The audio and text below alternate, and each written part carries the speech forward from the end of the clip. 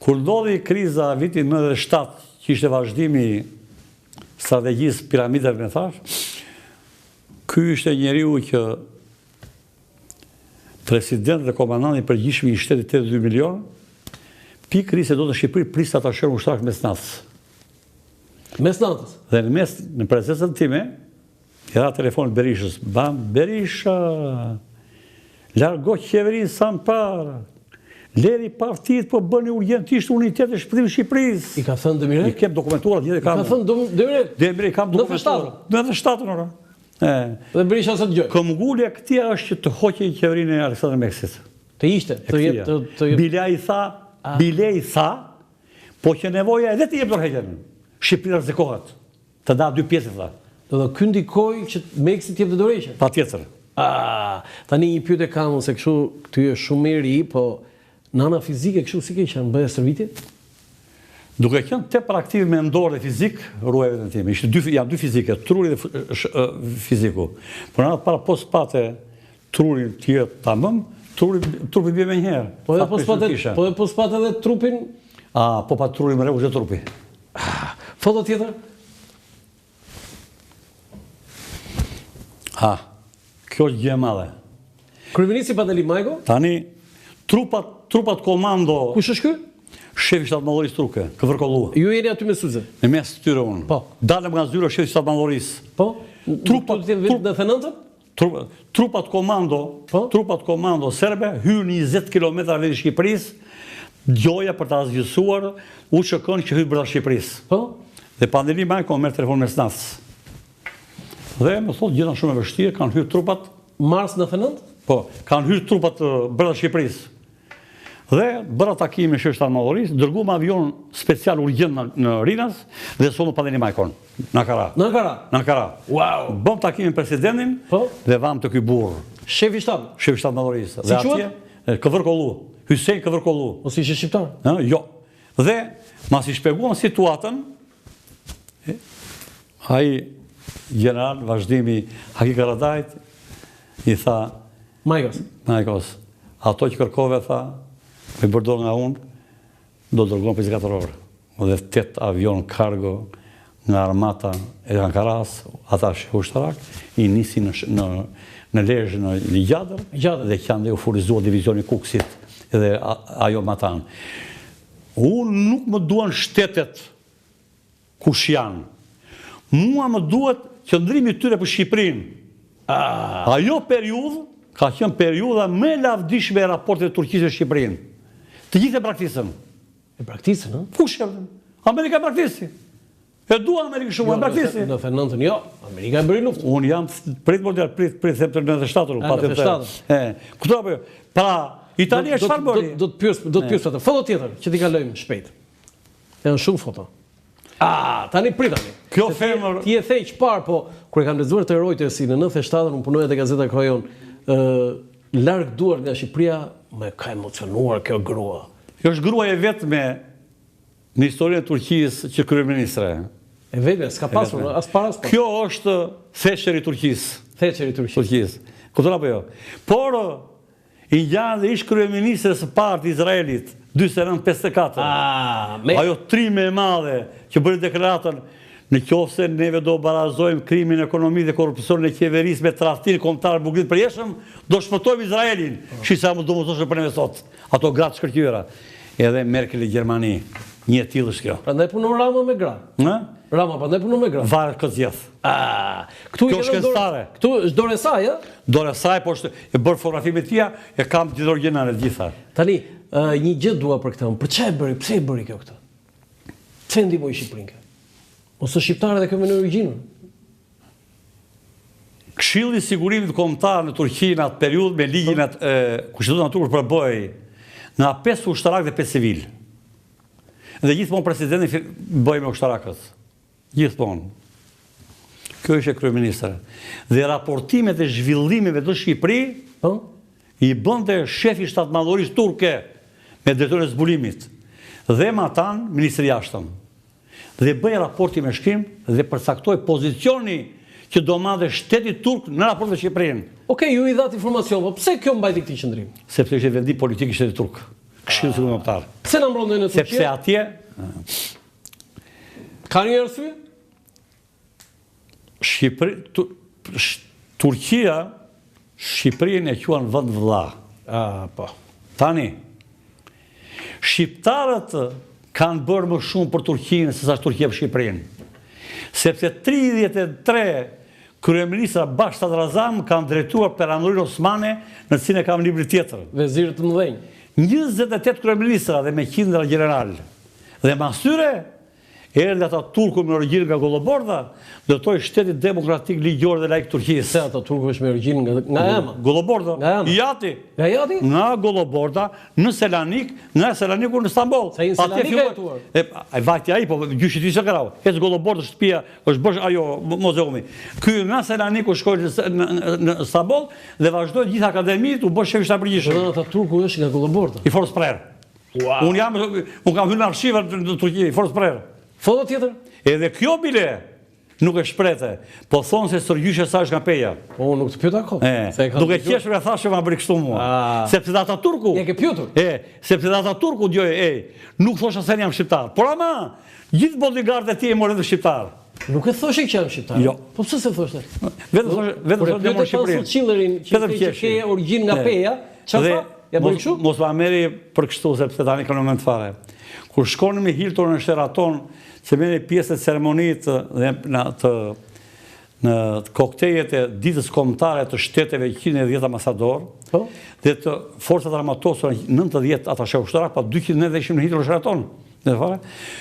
Kur vinë dhe kjo, janë dhe shpitarët, Sam Shekonte, Nasës Sënëz, Albajon, dhe habiteshin si jeni zote kolonel, dhe gjithë personel diplomatik habiteshin, si shte mundur, që kjo kryeministre pikrisht atashe ushtarak Shqipërisë. Pse? Sepse kryuam ato marrëdhënie bashkëpunimi të sinqerta, dashamirëse. Plus që gjaku duhet të jetë shqiptar. Foto tjetër. Çfarë ishte sigurimi i shtetit? Ishte një institucion që mbrojti shtetin apo një institucion kriminal që mbrojti regjimin komunist Enver Hoxhës? Tani janë dy drejtori qendrore.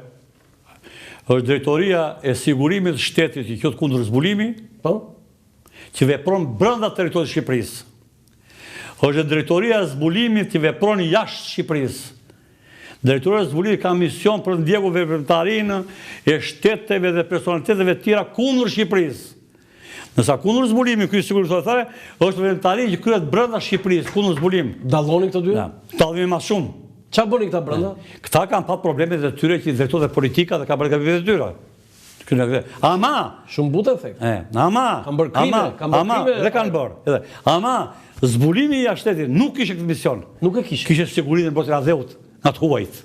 Pra du bërë dallimi. Nuk kanë kulturën e nevojshme shqiptarë, dhe kanë trojnë. Janë dy drejtori me misura këtë të përshme. Pra, drejtoria e zbulimit, pra kundër zbulimit, pra drejtoria e parë e sigurimit të shtetit kjo Ministri e Brendshme dhe drejtoria kundër zbulimit në Ministrinë e Brendshme kanë sjell pasoja në trajtimin dhe në ekstremizmin që kanë bërë njerëzit. Siç u bën deri tek Mehmet Shehu dhe Kadir Hasbiu. Do të pyes, foto tjetër. Çfarë foto është kjo? E ke këtë foto, e ke parë në këtë? E kam parë. E ke parë? Ai përgatiti këta gjithë që dorë kundër atij. Të gjithë ai përgatiti. Tani ti ke me Enverën me as me njërin. Me Shqipërinë, me Adheun. Po si përfundoi? Janë kalimtar gjithë. Si përfundoi drejtori i sigurimit në pushkatim? Cili drejtori i sigurimit? Kadri Hasbiu ka qenë një nga drejtorët e sigurimit dhe pastaj ministri i Brendshëm. Po. 30 vjet ministri i Brendshëm. Kadri Hasbiu ka qenë ministri i punëve të brendshme me shehut më i afti. Më i thelluari dhe më koordinuari dhe grupi Xhevet Mustafas u bë skenari pikërisht për ta futur në ligjin e azhësimit Kadri Hasbiun. Na e trego, po, e kam lexuar me shumë. Na e trego historinë e grupit Xhevet Mustafas, sepse është një nga pikat, një nga momentet më të rëndësishme vetë në libër. E mbyllë zyrtarisë zbulimit të shtetit. Se erdhi fundi. Xhevet Mustafa ishte njëri dihet kush është pa vlerë në Shkodër o Arratis. Dhe shkojnë në Amerikë, hanë dhe pinë dhe ande e poshtë e lashtu fare dhe UDB-ja, e ndikje me vëmendje ambasade UDB-s, oficialet e zbulimit të UDB-s. Dhe UDB-ja kishte një femër shumë të bukur me origjinë shqiptare nga Maqedonia e Veriut. agjentin e tyre. Dhe i fut atë femrën e bukur. Dhe u bën, u dashuruan. U lidhen. Dhe i bëjnë pashaport me emër tjetër, me një fund e kanë pashaportën. Ati edhe fillojnë përgatitje për asjen Shqipëri. Zbulimi jo nuk shërën në erë akoma. Farë? Nuk shërën akoma fillimit kështu farë. Me çfarë synimi, me çfarë synimi ta hedhën në Shqipëri? Krijimi në Shqipëri të vazhdimit të konflikteve të vllavrasjes në Shqipëri. Ardhja do të organizohej si kur kishte ardhur vrarë Hoxhën. Si do vjen Hoxhë? Me 3 do vjen Hoxhë këtu. Me 3 do vjen Rogina këtu të vjen. Ta them. Dhe me 3. Me 3 merdi. Dhe një agent shqiptar nga Maqedonia e Veriut jetonte në Amerikë dhe ishte agenti shtetit tonë. Paguaj dhe pret biletën avionit, hip në avionit nga Amerika në Romë. Nuk ishe për biletën në Romë i Tiranë, mos bide vazhdimësia tia. Ndonjë në Romë, të nese pret biletën Romë, Itali. Romë-Tiranë? Rinës. Zbritin e Rinës, kështë telefonin ati do të komunikonte. E mori telefonin Britan Rinës. Drejtori i zbulimit, të jashtëm, agenturor, me tjetërin, shko në Rinës, ishtë një dhome posaçeve të janë pritur. Ati u shkon dhe të seko para. Sigurimit, e shërbimit sekret? Zbulimit të jashtëm. Zbulimit të jashtëm, po. Sigurimit tjetër punë. Zbulimit tjetër punë. Dhe u thot, filani, ka këtë dashnore, është ky mision, do lëvizi nga Amerika, do shkojnë në Australi. Nga Australia në Suedi, do kthehet në Amerikë, pastaj plani të shkojnë në Belgjik dhe pastaj të vejnë në Itali vetë për të zbarkuar në Shqipëri. Ndonjë këtu, të nesër një biletën për në Bukuresht, mos i të rrugët e Karau, për të më gjurëmët, i ku Bukuresht ai. Prandaj këto e mas jepen, që janë mbyllura. Këto janë kapura kështu. Nuk jemi si. Dhe hyri lojë, drejtori i zbulimit të jashtëm.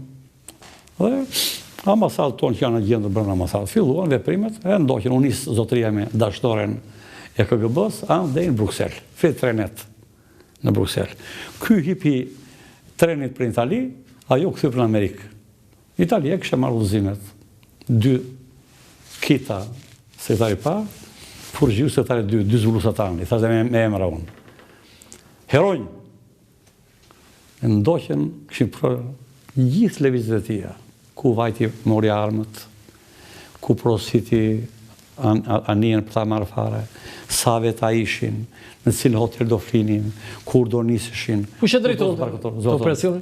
Operacionin, 2 sekretarë të zbulimit. Do në gjithka i raportonin Kadriut? Dale, pritë është. Dhe që janë dhe ja me shifër, të projekt ndërgoni ministrit, bam, komplementar. Jo, shemë njësë mbrojtë kuja. Ja të konë sajt.